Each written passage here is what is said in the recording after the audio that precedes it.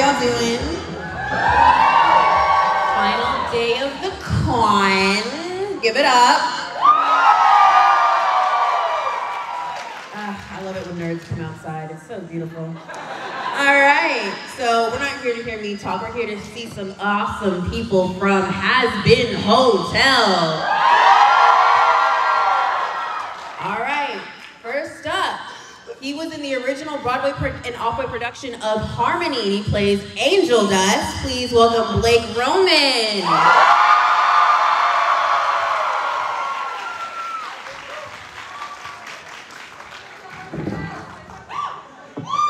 Awesome. Next up, he is Crane in the Kung Fu Panda series, Skid Mark and Turbo, and a bunch of live action stuff. But he's also Alistair. Please welcome Amir to live. Oh, everybody's running.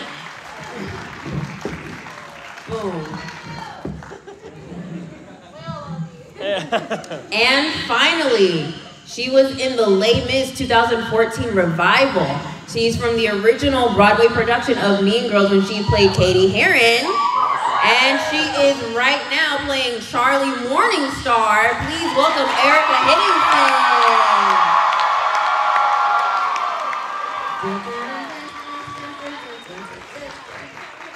I feel like a sports announcer. Football.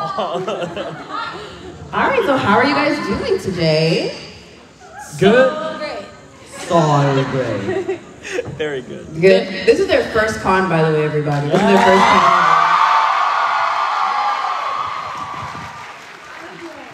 Y'all have been amazing. Y'all have been absolutely amazing. We're having a very good time. Y'all have been so nice. Yes. Yeah, how was y'all's call? And how was it feeling to meet your fans face to face for the It's first time? fucking awesome. It's so awesome. Everyone is so lovely, and I never anticipated how touched people would be by the show, right? I thought it was like fun and crazy and cool and funny, but like the way that people are connecting to the characters, either one specifically or multiple characters, the way they're sort of connecting on like a heart level is really neat, and experiencing that in person is really, really cool. Awesome. Yeah. Have y'all had any, since the last day of the con, have y'all had any standout interactions yet? Today, you go. Yeah, I think we all have the same one. Are Yeah, I the think boys so. here? Yes. Are the boys here? No? They're not here. Okay, there's like 2 7-year-olds walking around in A-boy costumes. Yes. And the kid charged us for selfies. Yeah. Both me and Amir were like, can we take pictures of you? And the kid was like, $5. I respect it also. I respect it. In this economy, I definitely respect it. Yeah. And like she wasn't quite on it yet, so she was like, I have candy. And the kid was like, the other guy gave me $5. I was like, no, he didn't. She just didn't believe him. And then later we were like, no, we paid him, and she's like, oh right, because we have money in there. I just gave them candy. Tell them to come back to my table. Yes, I have $10 for them. Oh, God damn There it. you go. Double it. The silliest thing, their mom was like, yeah, these are my Full Metal Alchemist boys. And I was like, you know what happened to the mom in that, right? Did she? Yes. That's by a nerd over here. So, Has Been Hotel has been a huge phenomenon for years, and you guys are coming in when it became like this big thing on Amazon Prime where it's like official and it's unionized and all these cool things. So what is it like coming into the franchise for you guys? Oh, wow. I mean, I feel like the best thing, and we had kind of talked about this, is that people waited 5 years from the pilot to the first episode of season 1 dropping. And so like the anticipation just built and built and built, and it feels like we were waiting too, because we recorded in 2021, so we waited 2.5 years almost from like the first day we recorded as our characters. So the thing that's been most fun is feeling like there's been this big like buildup of excitement and pressure waiting to be released, and it's been really fun to come to this con and feel like, oh, okay, we can all relax, it's here now, there's more coming. It's going to be like a really fun journey for hopefully many years to come. Yeah, you know, there's so much in this industry. I mean, just that, you know, you work on something and there's uncertainty as to how it's going to be received, or, you know, I've mentioned it before. It's like, you know you love it, and you know you love the thing that you're working on, but you don't know how other people are going to react to it, you know? You can guess what the reaction's going to be, but until it actually happens, I mean, this has just floored me. It's been absolutely wonderful. And then getting to be here and meet y'all, like, in the flesh, it's wild. It's wild. It feels really good. Yeah, totally. Awesome. So how do you guys have really interesting characters that you guys get to portray. So how do you guys connect with them, and then how have they connected with you? Deep shit, I know. Deep Do I connect with Alistair? I don't know if I connect with Alistair. I don't know if he connects with anyone. Does he connect with you? Huh? Does he connect to you? You? Wait, what are you trying to say? The caffeine hasn't hit. No. I mean, I love to say shitty things to people with a smile on my face, so there's that. I love to poke fun at people. And I don't take anything seriously, you know what I mean? Yeah, I think we're pretty different, me and him, other than that. This is so, I mean, it's tangential, but Have either of y'all dreamt about your characters? What kind of dreams are we talking about? Well, okay. Okay. How many of you have dreamt about Blake's character, though? Yeah. Every time I think I couldn't love you more. I know! Jesus, in front of a room full of people to ask that question. Wait, but I need to understand. Blake, have you dreamt about your character? Yes. Or have you dreamt about Yes, of course he us? has.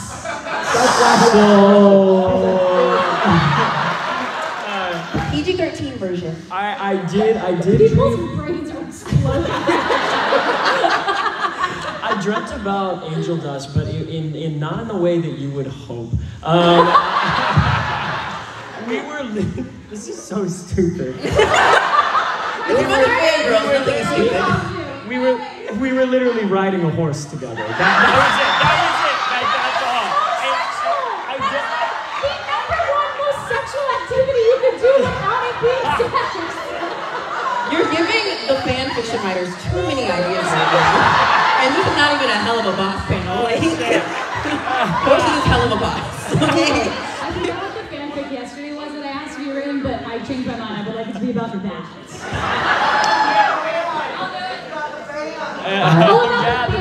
The band was so wholesome, so somebody can write the wholesome one and then let us talk about it. Wait, what was the initial question? I derailed us. It was, how do you connect to your character? And then you said, tangentially, have you ever been on a horse with your character in a dream? I love you so much, Blake. I have died right now. I'm genuinely lightheaded from that. I'd say I connect with Angel Dust. Apparently, both, you know, like on this plane and the astral plane.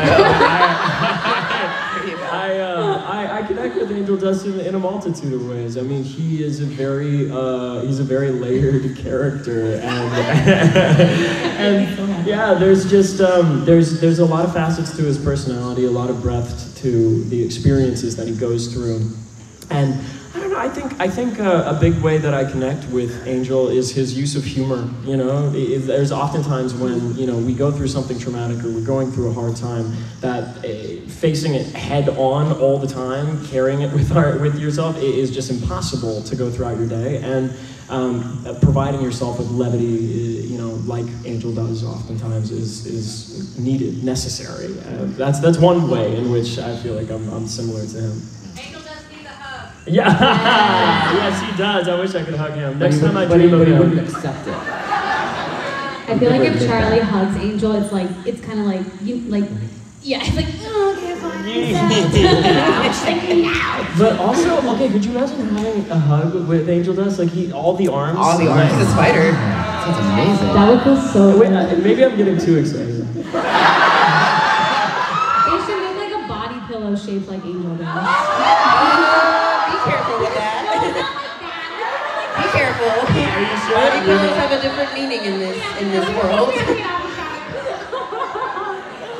the question? How do you connect with Charlie? How do you do that? I think this moment I didn't realize I connect with Charlie this way, but you know when she gets like really tired and she's just like starts saying things? That's how I connect with Charlie. I'm not tired, I'm just overwhelmed. This has been like the greatest weekend because we really, can I just be honest? We were like, are people gonna care that we're here? We're so new and it just came and we were so happy. Oh, honey. Thank you. It's been like really unreal. I don't think I'm quite processing.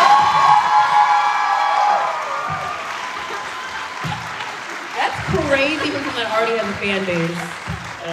You already have a fan base because of Broadway. There's a lot of Broadway people that come to cons. So trust me, you were gonna be involved for that. There's a dog. I saw. Oh, there's a dog? Oh my god! He's so cute. Wait, He's working. Does that work? He's working. don't look at him. Okay, wait. Can we at least get their name? Cinnamon? Cinnamon. Thank you. Thank you. That was the best part of this band. We can all go home now. Yeah. Oh my gosh. Okay. Also, you look fierce as fuck. Thank you! I tried to channel, Angel today, With the pink and the purple. You're Yeah. succeeding. Thank you, guys. Thank you, babe! This is not about me, though! Thank you, guys. All right, y'all raise your hand, and I'll pick someone to give me a random topic. Oh, delightful. Yeah, we're gonna do, interaction. Sword guy, give me a topic. I knew it was good sword. Sword girl, and you guys do your character D&D classes. Oh shit. Is he low D&D? Okay, definitely a charlatan background. What'd you say? I said tiefling, but not specifically for Angel. For Angel, I feel like he would. Oh man.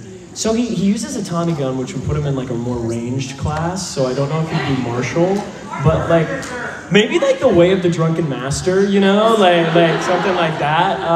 Yeah, let me keep thinking, something like that. Do y'all know So, like something. I feel like I kind of, because I'm like, I just think she's the dungeon master. Yeah. I feel like she's like, I gotta oversee everything, so she just facilitates all of it.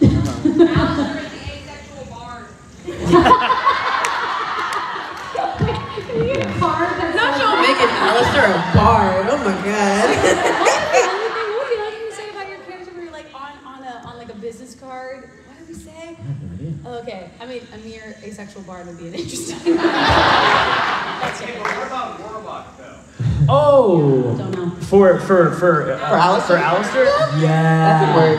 Wait, no, that makes complete sense. But That's what I was gonna say. I was gonna say warlock. what subclass? You think the old one or something like that? Yeah, it's some fucked up shit. Yeah. That'd be cool. Yeah, that's dope. I love that question. This is making me want to DM again. You're in the right place. Yeah. All right, next random Chainsaw! Oh my god, Chainsaw Man! Whoa. Is there a specific character that you would point to influence the way you play your character? Character influences that you In the has-been Hellable world, or just the world at large? Like, is there a character that you Yeah. point to as inspiration? Cool. Okay. Awesome. Inspiration. Who's the character in Election? Tracy Flick? Tracy Flick. Yeah, reminds me of- sure. Yeah, you got some Tracy Flick going on. Yes, over class here. president vibes. Class president vibes for sure. Let me think on that for a second, because I'm like, I know I did. Charlie kind of reminds me of Rapunzel in Tangled. Yes, very much so. So Leslie knows that. Wait, that's so tight. Who Yeah. said that? You get me? Yeah. You feel me? Warlock. Bingo. We are connected. I do feel like, because I was trying to think of animated characters, but I actually really wanted to stray away from any animated character that already existed so that you didn't feel like it was just that person living in hell. Yeah. So Leslie Knope, really, I tried to be her in all facets of life in general. But especially with this character. Love that. Points for you, Glenn Coco. I played Bert Healy and Annie a few years ago.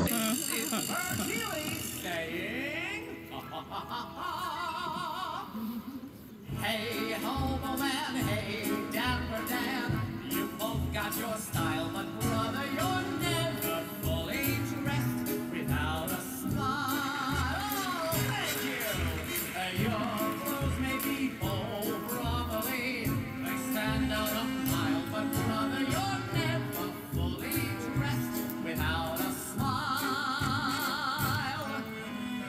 and when I got the audition for this, they said they wanted a Bert Healy type. And so it's funny, unlike everyone else in the show, I had rehearsed my character for weeks before my audition. Do you know what I mean? Like everyone else just got their audition and they're like, okay, well, I'll think of something. I was like, oh, I'll just do what I did that other time. And when I get into the booth, I often do some of my Bert Healy lines to like get the voice and the, sort of the placement. Calm down. Well, I think I go like Mrs. Healy's boy Bert. Wishing you a Wiedersehen and goodbye. That's so good.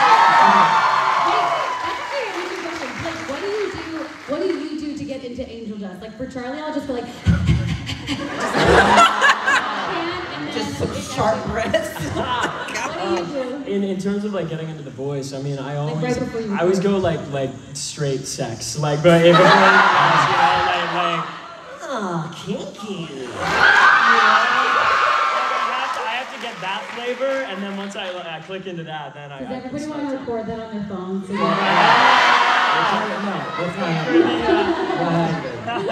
For the egg boys, though, it's literally just like, okay,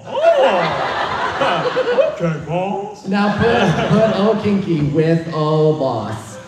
do it back up. Kinky. But I don't actually. I'm having a very hard time connecting Angel to any other character. I think that's something that makes him so special. I guess. Or maybe it's just my own, deficiency in terms of intellect. But I think. In terms of the voice, like the only time I had used it before auditioning for Hazbin Hotel was in Newsies when I played Crutchy. So in that I was like, Jack, I gotta get down and sell some papes. it was a very more like adolescent version of the. Love Newsies. Oh my gosh. I want to be the first female Jack Kelly so bad. Oh, do it. Yes. Do it. Yes! I love that dude. I was a female Grover. That's interesting. Jeremy Jordan can be Charlie and you can be Jack Kelly. There we go. We're like playing such an interesting multiverse right now. I don't even know what to call it. Like one of us world. I love that. Okay, so this is like your first major voiceover role. Erica's first major voiceover. You've been voice acting for a long time. So for you two on the ends, how has this experience been for you? And for you in the middle, how is this different from other voice acting things you've done?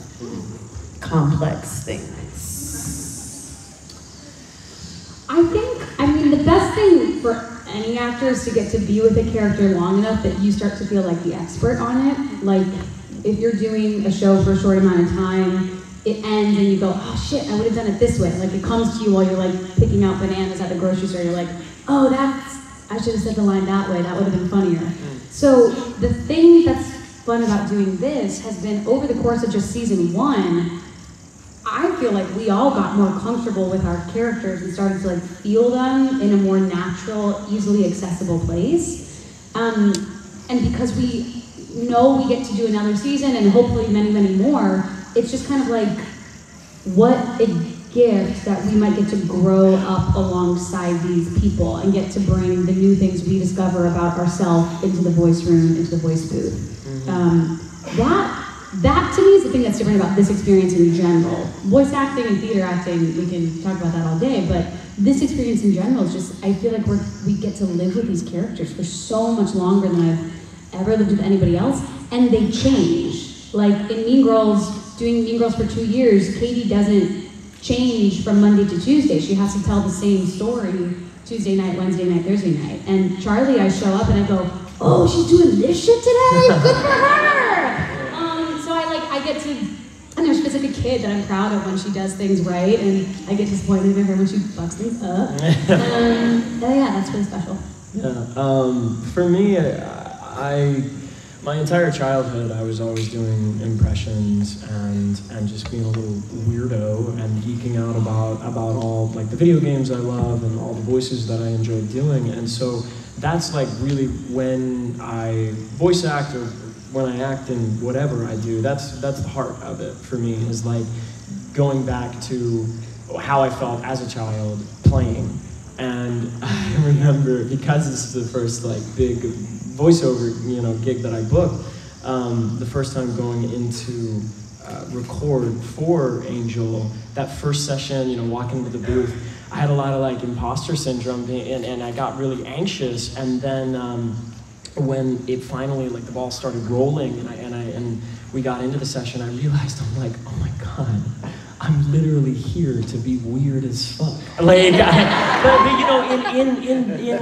a very real way. Like, I am here to play in the same way that I've always played, and so I just can tap back into that little kid energy of just really unabashedly going for it and following my impulses and not contriving things too much and thinking that because this is a high visibility, project or anything. Like, I don't think of it like that. Like, you just go in and you have fun and you try to do the character justice, and it doesn't have to be more complicated or contrived than that, Aren't we all here to just be weird as fuck?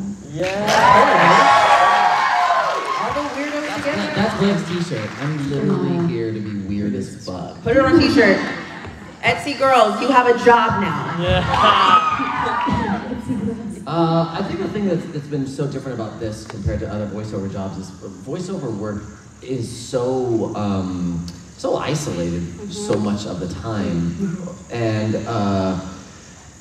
so for 15-20 years it's been, you go in a booth, you have this sort of moment of magic with the writer and or director, and then it goes out into the world, and it kind of like, I won't say it doesn't matter, but like you're done with it, right? So even the stuff that I did for like Kung Fu Panda was like, it was fun, but no one ever, said anything on it on social media about it. No one ever said anything on the street about it. But doing this and knowing that like people care about this project, right? And people are looking forward to this project, and these characters resonate with people, and knowing that it's going to sort of live on after that moment in the booth, there's a weight to that is, that both feels like a responsibility and a gift at the same time. So that's been the biggest difference for me. Okay. I will. Oh, go ahead, Eric. Truly, like, I totally, that thing of like the weight is, we think about you listening to us when we're in the booth. Like, sometimes I'll do another line another way because I just go, just try this, because if you like this, I think they might like this. Right. Like, we love when we hear your favorite lines because we get excited. We're like, yeah, I did that, I like that too, and I wanted you to like that. So it's like, it's just so special, and normally in other voiceover jobs, it's not what happens. Right. I will say that I think over the years, people have turned to like look at voice actors more so than they ever have in the past.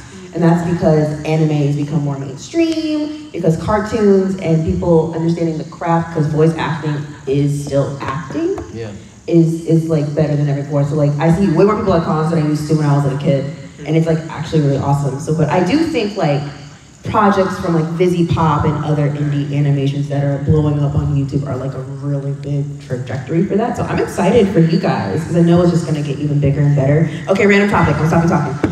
Is that a Dragonair back there? Yeah. You better say something then. My question is, well, you guys said you get weird as fuck, so I might as well, right? Alistair, Angel, and Charlie, which one of them would be the brony? Oh, Angel. I mean, well, I don't. Wait, out of these three up here, Who would be the? I feel like I feel like Alistair probably does it on Sundays. Hey, Diego. But I like, don't know, I feel like you have some weird side hustle with the girl. I would believe it being Charlie's thing, like the thing that she doesn't really talk to people about. Dear persona.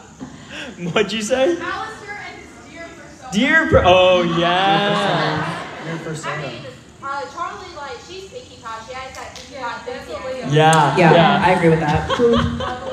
I'm just hoping that someone someone does like a supercut of my face over the last 5 minutes, and like the sort of like algorithms in the background of like what the hell is going on. You're talking about My Little Pony right now. I'm just in like full on like tennis match of like, where am I?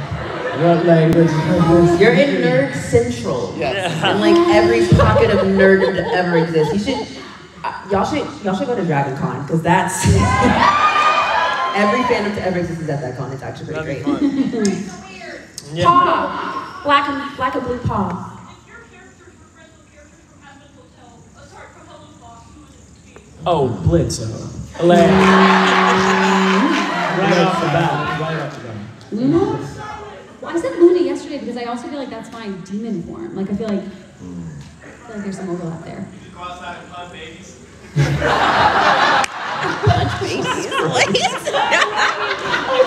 What's amazing is we don't actually need these because we can just yell at one another. Yell what we want to do. Yes, correct. Okay, let me see. Who's got a rainbow fan? Hi. I was wondering, do you think Alistair ever watched like the original Disney shorts, like specifically Oswald the Lucky Rabbit? I feel like he really liked it. That's such a good question. Boy, I mean, he's pretty anti everything that came after radio, right? So it feels like he'd be against it. But then again, I mean, boy. Radio killed the video star. Yeah, right.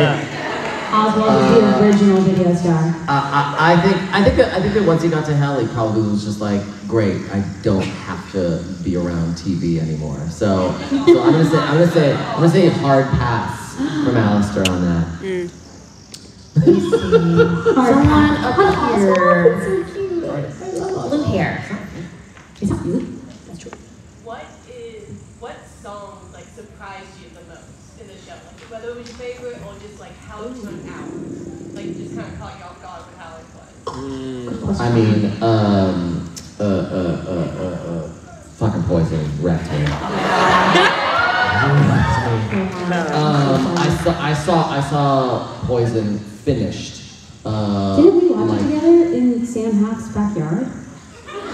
No, I thought very it interesting did. place to watch. No, you were there. Remember Viv had us over? No, Sam had us over. Yes, sure, yes.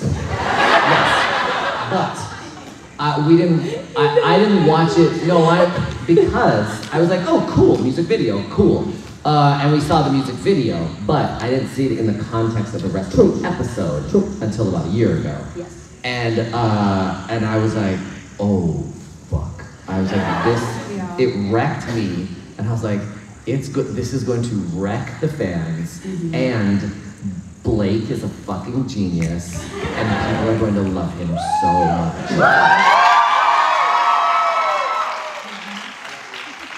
And we do love him a lot. We love him so much. Poison is the reason Angel needs a hug. I see someone. Is that a dinosaur? Is that a dragon? What's the thing in this? Is that a penguin? Yeah, Oh yeah, dragon. Yeah, the dragon plushie, the little gray one. dragon. Yeah. Moki. Oh. What's your opinion on Adam pushing back to the demon, what percentage do back to Well, do you guys know that it definitely happens, and it happens in episode 1? That would Way to be. pivot. That was such a Alistair answer. Yeah. No, that would be cool. I have no idea if that happens, but yeah, we've heard people like talking about that. It would be. That would be awesome. Really, really great. I think that'd be cool. That'd be amazing. I just wonder if there'd be like an arc to his story, like if he would come back a douchebag, like just as much of a douchebag as he was, or if there'd be like some redemption arc to it. You know? Would he check in? No, the hotel? I don't know. Well, that's the thing. I don't know. Maybe This we're is what I surprised. don't know. Can I pick someone? This is what I mean by You can pick someone. I was looking at the penis, some of the Someone has like an LED thing that literally says, "I have a question, hit me," and I'm like mesmerized. So you please. Yeah, I We think like to stare at the screen. Hey. Well, so after doing the voice at the beginning of the show, if you could ship your character with someone, If you could ship your character with someone, with another charter, who would it be? Who's With your not ship? the person you're with? Right, yeah, like you, yeah. Ship Charlie with someone. Obviously I ship Angel with Husk. I just don't. But I ship Frank with Carmilla Karma.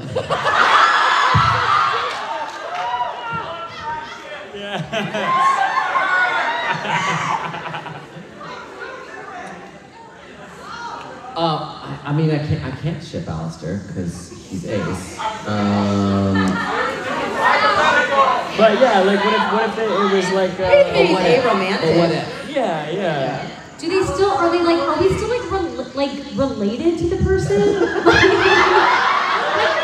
it just be like, we're individual people out in the world? He could be like poly-intimates with somebody, you know? Yeah. There are no rules. Oh, Rosie.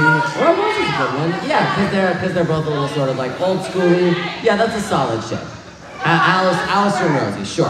Does that make people happy? Solid choice. My answers are so weird. I can't answer. Do it. You don't know.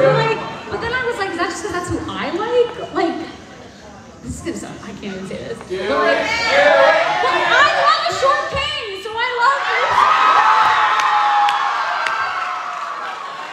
That's fucked up. I know, That's your dad. You want to ship yourself with Lucifer. Is what it is. I was like, this, I can't delineate between me or Charlie in this moment. I will say, I do think she probably needs like a night, like not with Angel Dust, but like learning. Yeah? I think there's a whole world she doesn't know about, and she could, you know. I can show you, baby. Oh my God. Where is this panel gone? Yeah.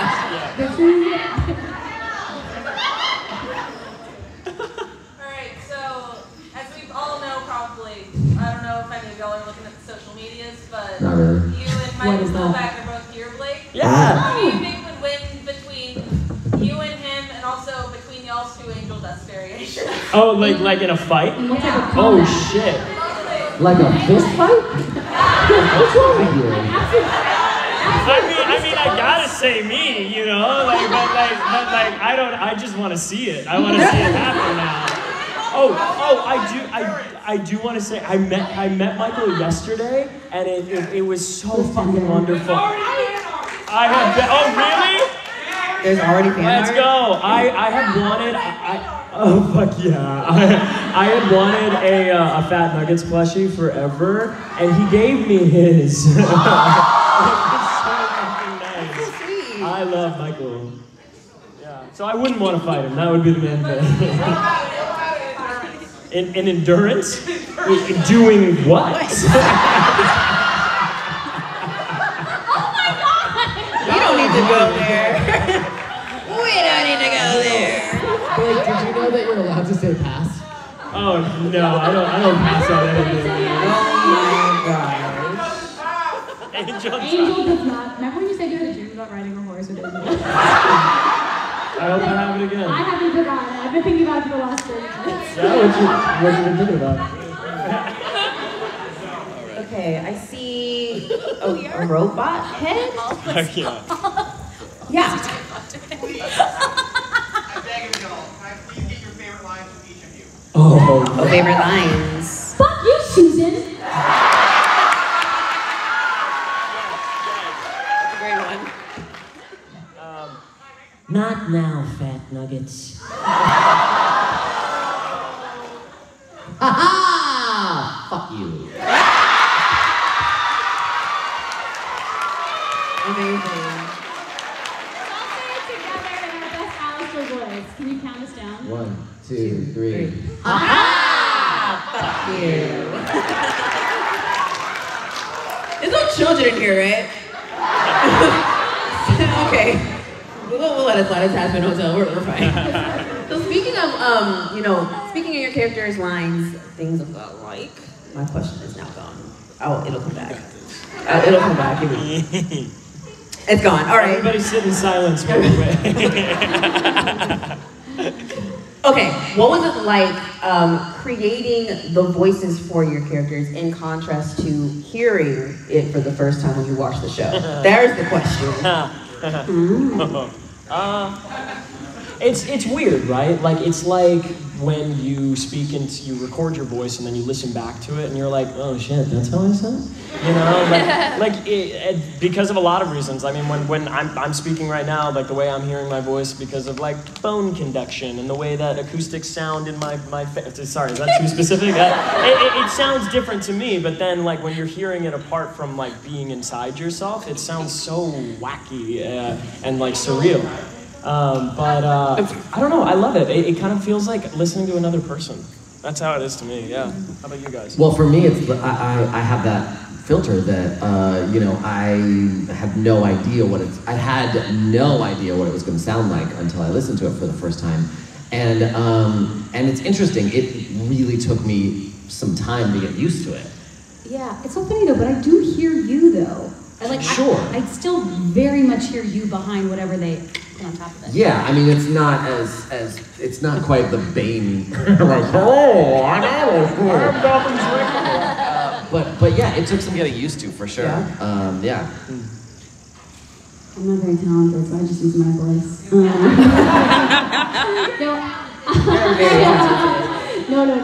Yes, we believe in ourselves. No, I am talented.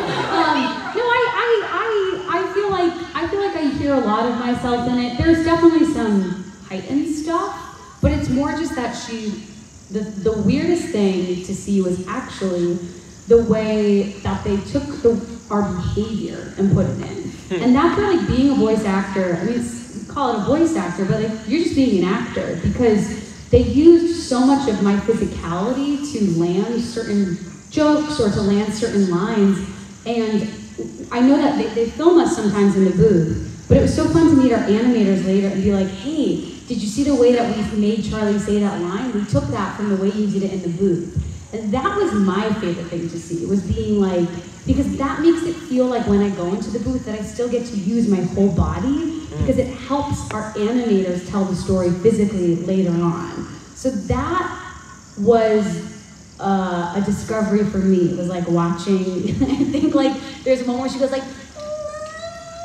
and like you do that and the eyes get like, it's just, and they nail it. They like know how to animate us based on what we did in that room. So that was super cool. That's insane. Yeah, it's a fun thing to watch the show and watch some of your scenes and be like, oh, that's such an Erica move right there. Yeah, it's weird. My friends have said that, and I don't, I kind of think that, but then to have another person who knows me to be like, no, yeah, that's how you move your body. I actually never knew that. I thought the camera was in there just to like get, social media capture in case, No, they use it for you. And I never fucking knew that. That's awesome. We're gonna watch Angel real close now. Yeah, no, now I'm gonna be in there the entire time, like acting up. It's tough though because you're like you don't have a second set of arms, so like. Well, I'm working on it.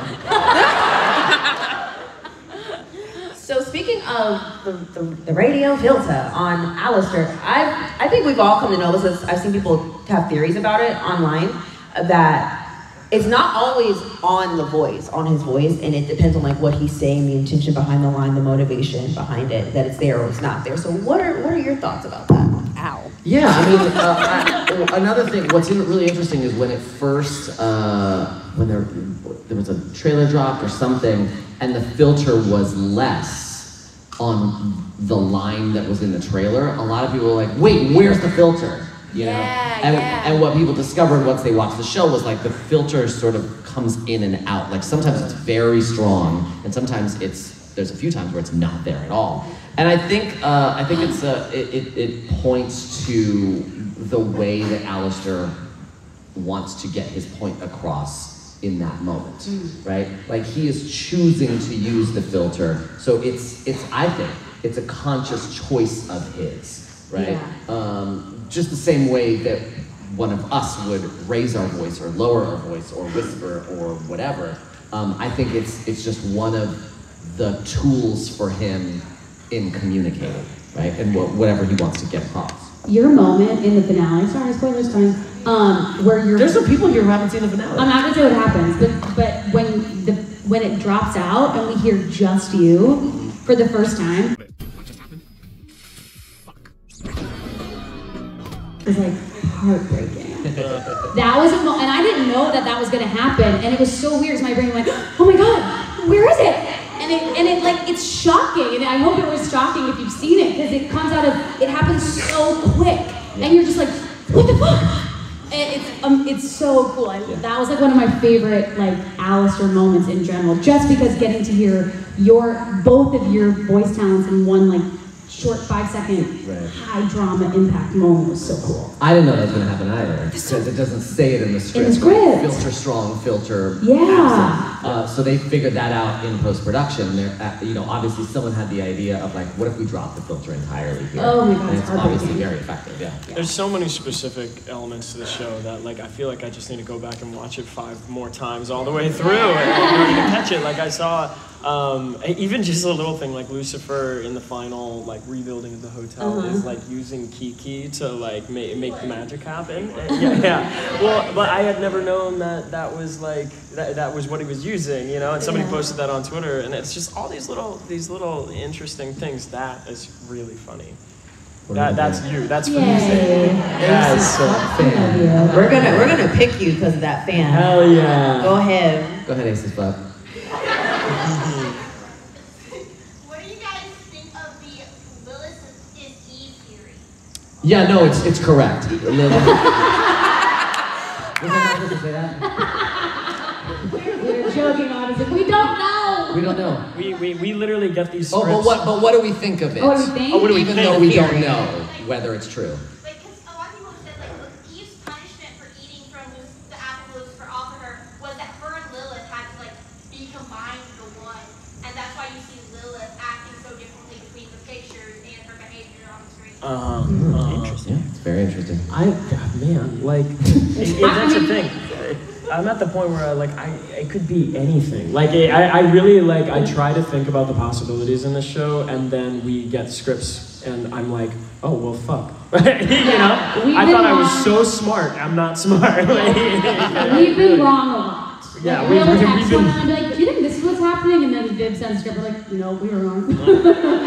It's crazy. It's funny. But it's a good theory. I have theories for me. This sorry if this is boring, but theories for me like totally go in one ear and out the other. Like the way I consume lore is I don't think ahead or think back. Like I was a huge fan of Lost, and a lot of people were like, do you think it's this? And do you think it's that? I was like, I don't know. I'm going to watch and see what happens. Like I'm just I think I'm a little simple-minded maybe that way. And so I'm just gonna sit here, and when I find out, I'll be like, oh, that makes sense. And that's it. So sorry if that's boring. Okay, let me pick. Oh, was that a chopper? Oh my god! Yeah, you go. Favorite song for your character's favorite song. Character's favorite song. Oh wait, clarifying question. Character's favorite song in Hazbin Hotel, or character's favorite song in the universe of song? So what song does your character listen to? It's like, yeah, that's a bop. I think because she's also so fucking in love with her girlfriend, and this is a double meaning. I really think Charlie loves Rainbow Connection. And I think she makes everybody try and sing it, which we're gonna do right now. They're like, we don't know. Wait, the Muppets? No, they're Oh, thank God. What the hell you were doing in that moment? But I think it's maybe also a love song between her and Becky sometimes. So sometimes it's a sing along, but sometimes it's the song they sing to one another. Oh my god, it's so cute. Alistair is definitely some weird old jazz standard that none of us have ever heard of, and then he puts it on in the hotel. Yeah, right? He puts it on in the hotel, and people are like, oh, what is this, Alistair? Yo, you've never heard of this? It's a classic from 1904. I'll probably have something more specific when I, as this this kind of ferments in my mind. But right now, what's coming to my mind is like 21 Pilots. Like I feel like he would rock the fuck out to some 21 Pilots. Yes. So that's what I have right now. I'll think. That would be a fun episode, like a karaoke Or night. something. Is this always a thing, since it's my first con, is this always a thing that people like raise their hands, but like with swords and Yes. There's like a This bubble, is there's a hilarious. I bubble love hanging it. in the air. Was that a question? Or... I love this. That's a great thing. And one day I just want to see a fucking audience full of paws up in the air. There's an Alistair mic right You know, you here. can go to conventions where that will happen. Microphone. So Alistair's mic Oh right yeah, here. Alistair's mic. Let's fucking go. Big boys are here. I'm sorry if this question doesn't make sense, but okay, when you're doing stage acting, you get the whole entire script and you can just read it through. With voice acting, I'm assuming that you get the script like per day or when you first walk in. What was your first like impression of the script in terms of like reading it for the first time and being, oh, this is what happens, or the context with other people being like, oh, this is what's happening to go back to here. Because when I do like stage stuff, I like to read all the way through and then be like, oh, this is gonna happen later, so I need to bring this up in the beginning. Yeah. But No, that makes sense. do that with voice acting, or do you just have to go in order of the script? Yeah. I love an actor question. So we get the scripts. We tend to get the scripts like Couple days. 2 to 5 days ahead of time each script, and we don't get scripts for future weeks because a lot of times they're still working on it, or it's just sort of not useful to send it to us. So I'll say that. The way that you experience life is that you know what's happened, but you know what's happening right now, but you don't know what's going to happen in the future. And I think that there's a lot of merit to going along with your character just in the present moment, right? Like you spontaneously like receiving the script and then seeing, holy fuck, this happens, and not having like a shit ton of time to really contrive like your approach to it. And that, at least for me, it's totally different than theater. But oftentimes, if you're working on like new works in theater, they're still changing the script as you go along, you know. But for Has-Been specifically, I really love it. Like I really love just receiving the information for this certain a period of time for this episode and not knowing what's going to happen next, because then you can play it with the authenticity of the uncertainty that you experience, that your character is experiencing too. What if you found out that Viv had told me everything about the whole series and I haven't been one person sworn to secrecy about it? Wait, why the I fuck don't would you know. say that? But I was just like, what would that be like? Like there must be somebody who also knows everything along with Viv, or do you think she has the secrets? Well, the crazy yeah. Yeah, I'm pretty good. You only learn what's right in front of you, and song-wise, same thing. But I think the best thing is that we have like a great person in the booth with us, Richard Horvitz. I think Richard Horvitz might know the secrets. So if you see him, pump him for information, because he has more info than we do. Dang it, he was here. Yeah, he was here in October. He's the best. He is the best. I love him. He knows, because sometimes he directs us in a way that like we don't notice it, but I found out later something happened in the first season where I was like, oh, that's why you were telling me to do it that way, because of this thing that happened. So Richard knows. Yeah, like a lot of times, you don't necessarily need to know what is going to happen, but it is useful to know if there's some backstory that's going to be revealed in 5 episodes. Yeah. Like that will inform what you're going to do. And in those cases, Vivian and Richard will sort of get you there. But for the most part, and I remember them talking about this on Lost as well, that like they hadn't written future seasons, and they'd be like, okay, in this scene you're angry. I'm like, okay, but why am I angry? Like, what happens? And they're like, we literally don't know yet. Just do it, and we'll cut it together, and it'll make sense. And sometimes that's what you have to do as an actor. You just connect to the emotion and the words. Even if you don't have a deep sense of backstory, you can still do a pretty good job, and the editors will help you out. I mean, your main job is to give as much variation as possible, so that Choices. when they get to the cutting room or floor or editing room rather, they can, once they know what the storyline is going to look like, they can use your options, your different options for whatever fits. And then there's make a choice, go. Yeah. Like, Yeah. make a choice. The furry ears right here, the red ones, they've been up for a while. Okay, so do you have to like really get into your character like some actors do? Like they have to live like that for a while? Like methody. Or do you just come to the studio and Like once a month, I brutally murder someone. And that lasts me for the whole month. It's like I don't have to do it every week. You know what I mean? Method acting. Method. No, you get in the booth, you do a little like, I'm Bert Haley, and then you go. Yeah. Go ahead. Oh, okay. For me, it's more so the voice. It's more so making sure, like obviously reading the script, understanding what the emotional journey is going to be or at least my first, take version of the emotional journey of the character. I plot that out, but then going into the studio, I'm not necessarily,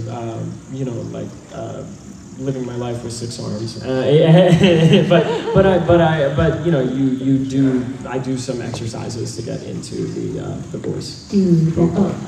Like vocal exercises. Vocally, yeah. And yes, I live as Charlie on an ongoing basis. Just vocal exercises. Okay, we'll do one more audience questione. Right here, with the details. I want to ask you, will the song is on every video the rainbow will be the show? Like, Oh, good question. Song from the pilot. yeah. Ask the full questions everyone else. Oh, the question was, will the song From the pilot to the show, like in season 2 or So our songwriters are Sam Haffey and Joe Newberg. As of now, we don't know, just because we don't have the next script. But I do think there's a big interest, at least from the cast. We don't really know what Viv has in mind, but we love the pilot, we love Hell of a Boss, we'd love some random crossover moment for all 3 of those to exist somewhere, be it in a full episode or like in something we make on our own. Blake and Michael fist fighting. Yeah, sure, or that.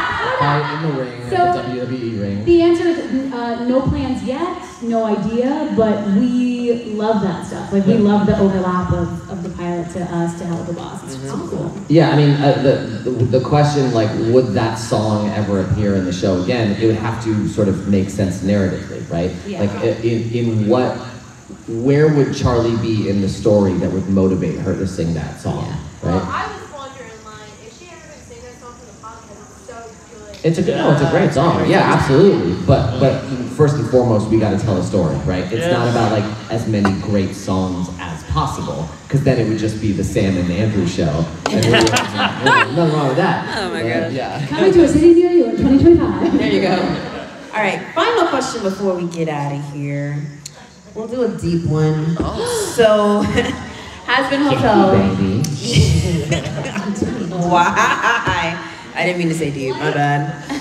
All right, but Has-Been Hotel it's a comedy and we all love it and we love it so much because it's so outlandish, out there, sometimes absurd, but it also has like those really special sentimental moments and it talks about so many relevant and important topics like LGBTQIA rights and words. Wow, where did they go?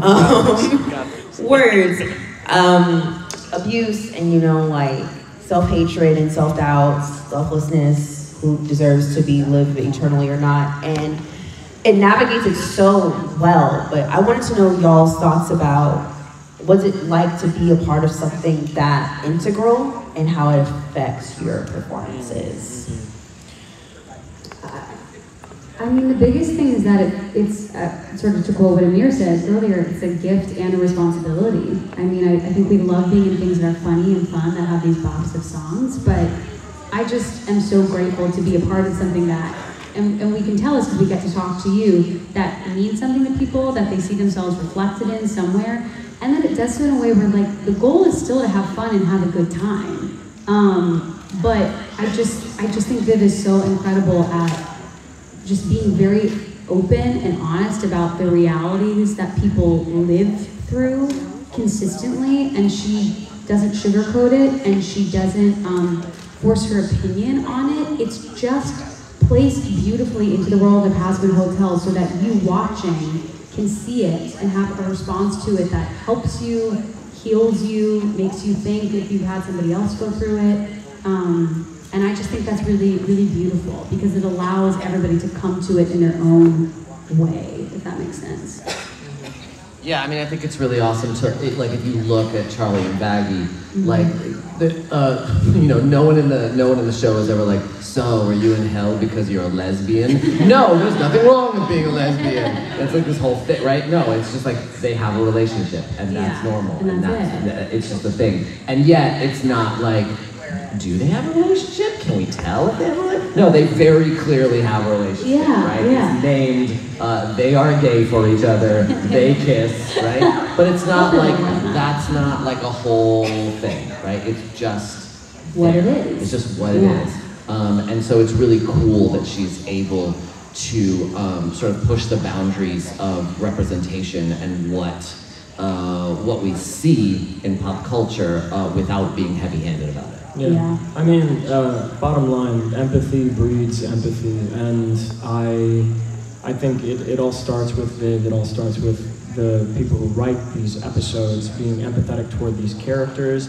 We get the scripts, we connect with it empathically in our own way as well, and just try to mirror the sensitivity that the writing team has toward any different situation in the context of the show. And we put ourselves into it as much as we can, and we put ourselves in our characters' shoes, and then hope that it will do justice to connecting with the people that watch it. And the most wonderful part of being here at the convention is meeting people and seeing the folks and talking with the folks that those situations, those themes have touched as well, and hearing from you guys what these characters do for you, and it's beautiful. Like, it's really, really wonderful to hear. So yeah. Awesome. The folks, are you from Brooklyn? Yeah. Oh, okay. He said the folks. I was like, the folks. I was like, Brooklyn. All right. Well, thank y'all so much for being here, and we really love it. We're gonna take a picture with everybody.